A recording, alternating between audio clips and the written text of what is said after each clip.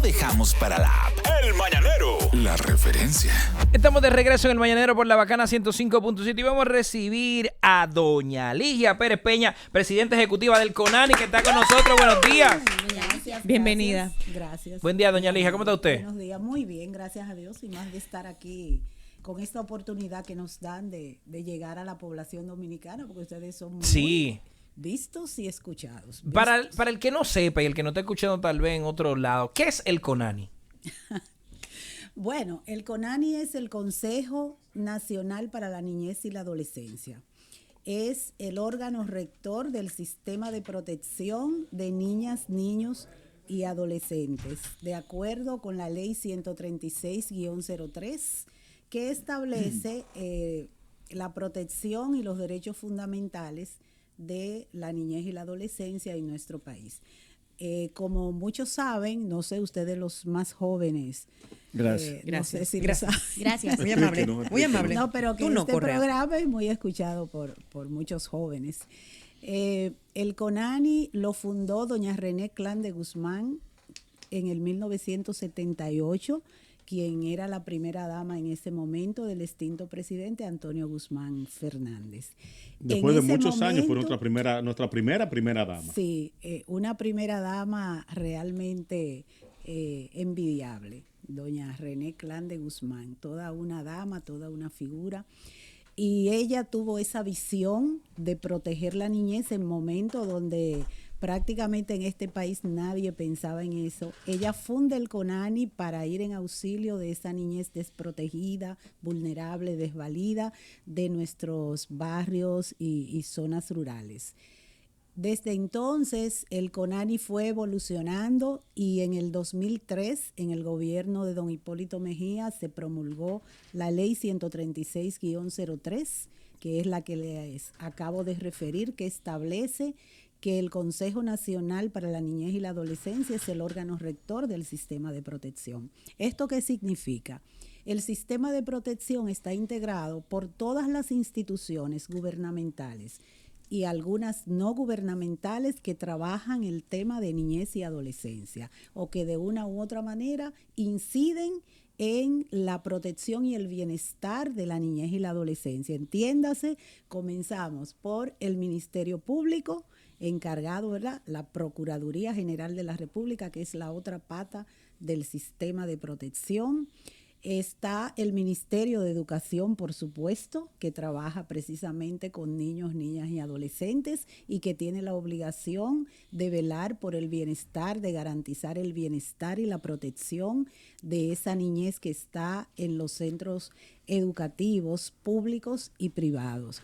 Está el Ministerio de Trabajo por aquello del tema del trabajo infantil. Uh-huh. Está la Liga Municipal Dominicana, que aglutina a los ayuntamientos porque los gobiernos locales son los más cercanos en los territorios a la población. Y son los que deberían dar lo primero, ¿verdad? La primera atención. Exactamente, y estamos precisamente trabajando con ellos. En una jornada, sí, ellos son parte incluso del Directorio Nacional de CONANI, que es como el consejo realmente donde están todos los miembros del Sistema Nacional de Protección y es el órgano de máxima autoridad del Sistema Nacional de Protección.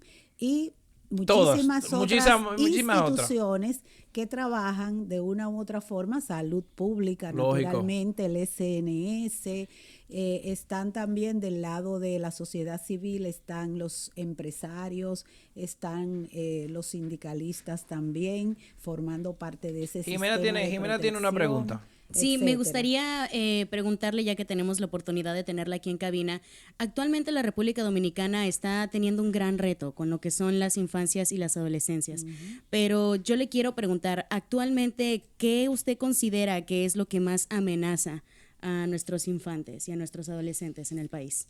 Bueno, lamentablemente hay muchos factores que inciden en esa vulneración de derechos de nuestra niñez y adolescencia. Pero uno de los más, digamos, incidentes en esta problemática radica en, digamos, en la forma en que estamos atendiendo a nuestra niñez y adolescencia desde las familias y desde el entorno comunitario. Nosotros trabajamos mucho con el entorno comunitario y las familias porque es ahí donde inicia realmente la educación, la formación. La escuela es complementaria, pero la educación familiar es fundamental. Ahora bien, el Estado también tiene una responsabilidad, digamos, principal en garantizar la protección de la niñez y la adolescencia. Y en ese sentido nosotros tenemos una serie de políticas, de programas, de proyectos tendentes no solo a proteger, o sea, a reaccionar ya cuando el hecho ha ocurrido, sino prevención. Prevención. El CONANI tiene 4 grandes líneas de acción. Vamos a ver. Tiene el rol de rectoría, es decir, todas las instituciones que forman el sistema tiene CONANI que de una u otra forma definir el rol que tienen, y de hecho lo tenemos en un documento que hemos elaborado y que lanzamos el año pasado y que firmaron todas las instituciones que forman parte del Gabinete de la Niñez y la Adolescencia GANA, que como ustedes saben es presidido honoríficamente por la primera dama, doña Raquel Arbaje. Ese gabinete articula todas las acciones que deben realizar esas instituciones para que cada una, desde su función, pueda cumplir su rol. Si cada una de ellas cumple en su rol, educación tiene los niños en la escuela, salud pública, el SNS le garantiza, por ejemplo, la salud, el bienestar. El Ministerio de Trabajo crea políticas y acciones para minimizar o erradicar el trabajo infantil. Los ayuntamientos se convierten en entes, digamos, veedores y actores de la protección de la niñez y la adolescencia. En fin, si cada una de las instituciones que forman el sistema cumplen su rol, entonces estaremos garantizando la protección de la niñez y la adolescencia. Pero hay un trabajo muy importante que se tiene que realizar desde la familia. Entonces, nosotros como órganos rectores estamos llamados a crear programas y políticas tendentes a mejorar las condiciones en las familias para que puedan estar en condiciones a la vez de garantizar la protección. Doña Ligia, eso en relación a la prevención, pero hay una realidad catastrófica en nuestro país que es evidente, la situación de los niños en la calle y de los niños en familias carentes que sufren maltrato físico, que sufren abusos, que sufren explotación infantil. Me gustaría saber cómo lo enfrenta CONANI ya cuando el caso está hecho. No a nivel de prevención, sino cuando ya está expuesto al caso, ¿cómo lo manejan ustedes, cómo lo enfrentan y qué medidas tienen para eso? Lo primero es eso que acabas de decir, cuando el caso está expuesto, pero para llegar a estar expuesto debe haber habido una denuncia por alguna vía, porque nosotros no podemos estar en cada hogar dominicano para ver cómo la familia trata a los niños. Se supone no, la familia es el principal, el primer círculo de protección. Cualquiera puede hacer esa denuncia. Niñez, cualquiera. Y en eso yo quisiera enfocarme y quiero pedirles a ustedes que nos ayuden a difundir estas informaciones. Miren, no es cierto que las denuncias hay que identificarse para poder hacerlas. No es cierto que se piden pruebas de lo que se está denunciando. Nosotros investigamos hasta las denuncias más inverosímiles, no importa de dónde vengan, nosotros la investigamos y hay varias vías para hacer esa denuncia. Está la línea Vida, que es un teléfono que a mí me gustaría que ustedes recordaran de vez en cuando, el 809-200-1202. Línea Vida, 809-200-1202, que es de la Procuraduría. Y cualquier tipo de denuncia, ya sea que involucren menores de edad o no, se hace a ese número, y los que involucran a los menores de edad entonces son derivados a CONANI. Y CONANI entonces, acompañada de la Procuraduría, o al revés, la Procuraduría acompañada de CONANI, porque la primera instancia que debe, digamos, entrar para, digamos, salvaguardar una situación de un niño o ver si realmente está siendo objeto de maltrato es la Fiscalía de Menores. Entonces, esa fiscalía va al lugar acompañada de un equipo de CONANI, porque si hay niños que están ahí vulnerables, entonces la Procuraduría nos ordena a CONANI que tomemos en protección ese niño en lo que se investiga y se ve si el caso es real. Y tenemos casos de muchos niños en estos días que están bajo nuestra protección, como es el caso de la adolescente de San Francisco de Macorís, que fue violentada por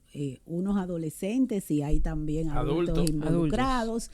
Está el caso de la niña que el padre le dio puñaladas, unas 100 puñaladas con un clavo, y casos, que la madre entonces protege, retiró la querella y apoya al papá. Entonces, cuando nosotros vimos eso, conjuntamente con la Procuraduría, fuimos y retiramos la niña de ese ambiente familiar hasta que se determine qué es lo que está pasando ahí, porque no Sandra, podemos entregarlo. claro. Sí, realmente el CONANI ha tenido un desarrollo fabuloso en muchos aspectos. Se ha visto la evolución, pero también quería preguntarle sobre algunos descontroles, por así decirlo, en cuanto al manejo de algunos menores. Han existido varias noticias en el último año de niños que van al CONANI y se escapan, o que estando en el CONANI le pasan cosas relativamente fuertes dentro del CONANI, compartiendo con otros menores que también están afectados.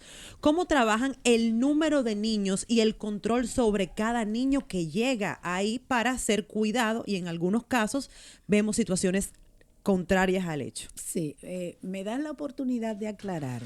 Esos casos de escape de niños desde el CONANI, de una adolescente o dos que se lanzaron desde una oficina, pasaron hace unos 3 o 4 años. Nosotros hemos precisamente, una de las primeras acciones que ejecutamos allá en el CONANI es el fortalecimiento institucional. ¿Esto qué significa? Nosotros tenemos 39 oficinas en todo el territorio nacional y vamos por más. Necesitamos más. Porque, como decía, en los territorios donde ocurren estas situaciones deben tener una oficina cercana donde acudir a denunciar si no lo hacen por teléfono, pero tienen donde buscar apoyo, y además con una oficina cercana es más rápida la acción que se pueda tomar. Pero además nosotros tenemos 11 hogares de paso. Los hogares de paso son lugares de atención residencial, pero es temporal. Tenemos 11 que administra directamente CONANI, pero tenemos alrededor de 100 asociaciones sin fines de lucro que dan ese servicio de atención residencial. Por ejemplo, esa niña que les decía de San Francisco está en una SFL de Santiago, que son instituciones que están diseminadas por todo el país y que CONANI habilita, supervisa, monitorea, precisamente evitando esas situaciones que se han producido en el pasado, pero que ya, gracias a Dios, hemos ido superando. No quiere decir que pueda ocurrir uno que otro incidente aislado, pero tenemos la suficiente fortaleza institucional y seguimos trabajando en eso. Fíjate, en esos hogares de paso, para darte una idea o darles una idea, nosotros tenemos 5 turnos de guías, 5 turnos de enfermeras, 5 turnos de niñeras. ¿Qué significa eso? Que los niños que están en esos lugares están protegidos 24/7. Duermen directora, con guías, con enfermeras, con niñeras en los casos de los pequeños, porque porque nosotros tenemos los hogares clasificados por perfiles. Por ejemplo, hay un hogar que es de 0 a 2 años, que son niños que son abandonados a veces en los hospitales, a veces se encuentran por ahí, como se ha dado el caso. Entonces nosotros lo tenemos en esos hogares. La misma niñita de las puñaladas del papá está en ese lugar. ¿En qué momento esos niños que están allá se les da de alta, por usar un término? ¿En qué momento Sí. Tú dices, ok, este Mira, niño está preparado para enfrentar ir a al la mundo. sociedad, ir a su casa. no es el niño el que está preparado. Quien debe estar preparado es la familia que lo va a recibir. O sea, nosotros tenemos los niños hasta tanto la Procuraduría nos diga, porque así como nosotros no lo tomamos en protección sin la autorización de la Procuraduría, tampoco le damos de alta, como tú dices, Aquiles, digamos, sin una orden también de un juez, una sentencia de un juez que después de un proceso minucioso de investigación se ha determinado que sí esa familia tiene las condiciones para recibir a ese niño. Entonces ahí nosotros, mientras tanto, se supone que un niño o una niña no debe pasar más de 6 meses en un hogar de paso. Gracias. Estamos conversando con Ligia Pérez, presidenta, directora del CONANI, presidente del CONANI. Mire, ¿cómo van las estadísticas de uniones tempranas, embarazo de adolescentes? ¿Cómo van? ¿Qué está haciendo el CONANI? ¿Qué planea hacer con esta situación terrible? Sí. Y ahí mismo, con lo que embarazan al adolescente, ¿qué estamos haciendo? Qué buena pregunta. Fíjense, primero decirles que la política de prevención y atención a embarazos en adolescentes y uniones tempranas es una política que se está implementando desde el año 2022, finales del 21, principios del 22. Y en 3 años que tiene la política, hemos visto ya resultados, no que lo decimos nosotros, sino que lo dice la encuesta en hogar, que salió ahora 2024, y las mediciones que hace trimestralmente la Oficina Nacional de Estadística, que hace unas mediciones comparando trimestre de un año con el mismo trimestre del año anterior.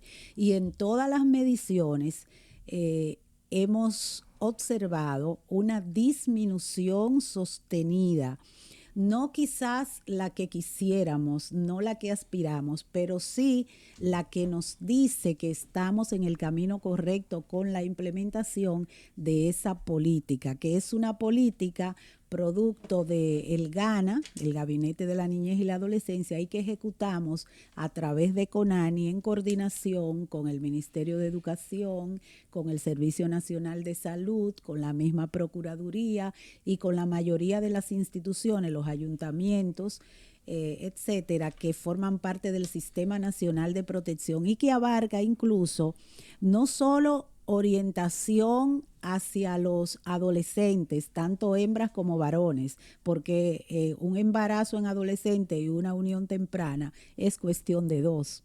Y cuando es el caso de que son de la misma edad o son ambos menores de edad, pues lamentablemente estamos tratando de orientar a los jóvenes para que a tan temprana edad no tengan relaciones sexuales y que las niñas no se embaracen.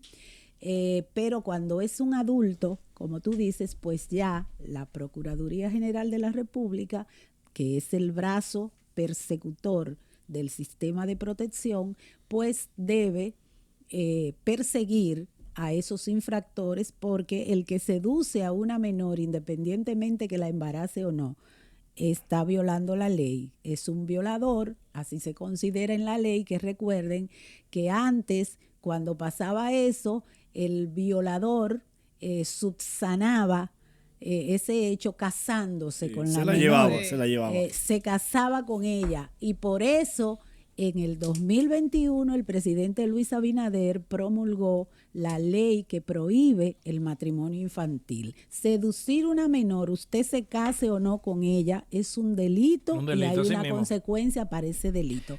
Pero además, ahorita mencionó, no sé si fue Sandra, no sé, que mencionó lo de los niños de la calle.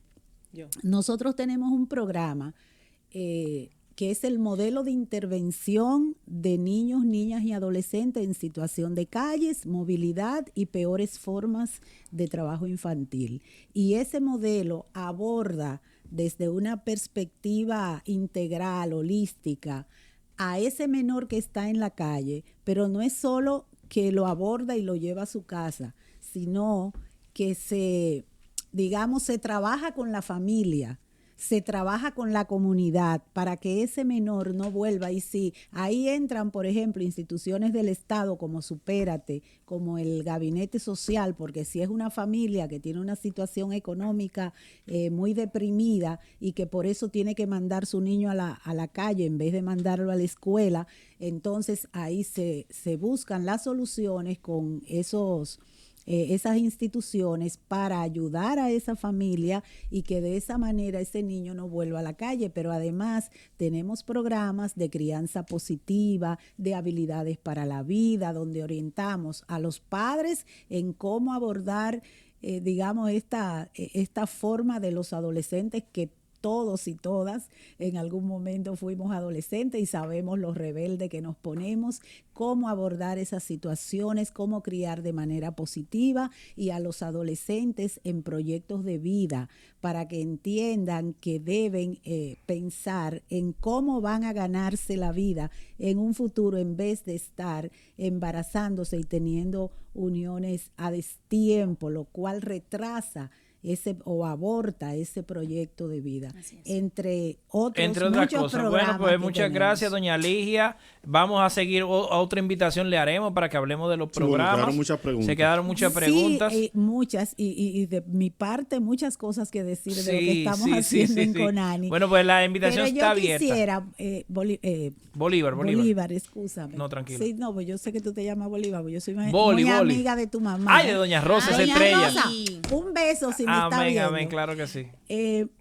Yo quiero terminar mi participación por el día de hoy haciendo un llamado a la ciudadanía a que denuncien, que no sean indiferentes, que no pierdan la capacidad de asombro frente a situaciones que a veces parecen un niño o un adulto que va con una menor a un restaurante y no es su hija, porque se ve, se nota, o usted sospecha, inmediatamente debe dar la voz de alerta. Y ya les dije esa línea vida, pero también está asterisco 311, que es otra línea a través de la cual pueden hacer sus denuncias, pero también están las redes sociales. Claro. Lo único que le pedimos es que en esas denuncias de las redes, por favor, no expongan las imágenes ni los nombres reales de los menores de edad involucrados, porque son situaciones que lo marcan para toda la vida y los revictimizan. Si son víctimas, los revictimizan cuando se publican sus imágenes, porque ustedes saben que eso queda en las redes. Así que un llamado, por favor, a denunciar. Es obligación de todos, lo establece el artículo 56 de nuestra Constitución. Toda persona que ve una situación en la que un niño puede estar en riesgo y no lo denuncia, se hace reo por complicidad y por omisión. Ahí está. Muchas gracias. Ahora viene el único bloque al que nos interesa meterle. En breve regresa El Mañanero. En 15 metros, a tu derecha, descubre variedad